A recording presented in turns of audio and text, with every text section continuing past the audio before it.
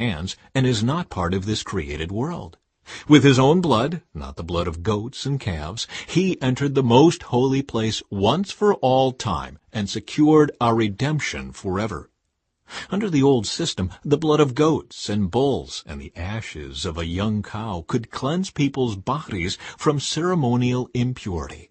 Just think how much more the blood of Christ will purify our consciences from sinful deeds so that we can worship the living God. For by the power of the eternal Spirit, Christ offered himself to God as a perfect sacrifice for our sins.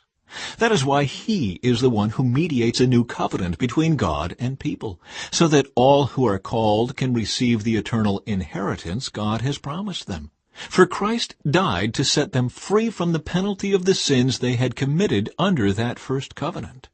Now, when someone leaves a will, it is necessary to prove that the person who made it is dead. The will goes into effect only after the person's death. While the person who made it is still alive, the will cannot be put into effect. That is why even the first covenant was put into effect with the blood of an animal.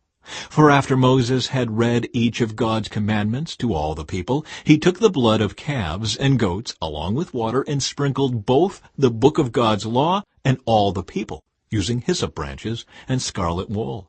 Then he said, "This blood confirms the covenant God has made with you."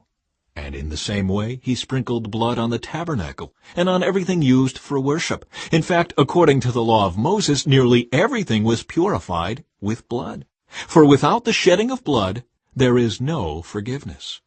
That is why the tabernacle and everything in it, which were copies of things in heaven, had to be purified by the blood of animals.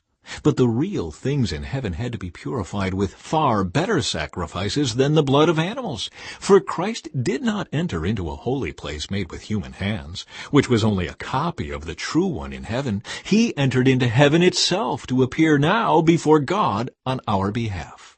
And he did not enter heaven to offer himself again and again like the high priest here on earth, who enters the most holy place year after year with the blood of an animal.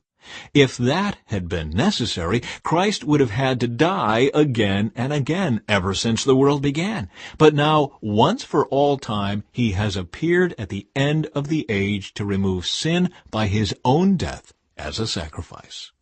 And just as each person is destined to die once, and after that comes judgment, so also Christ died once for all time as a sacrifice to take away the sins of many people.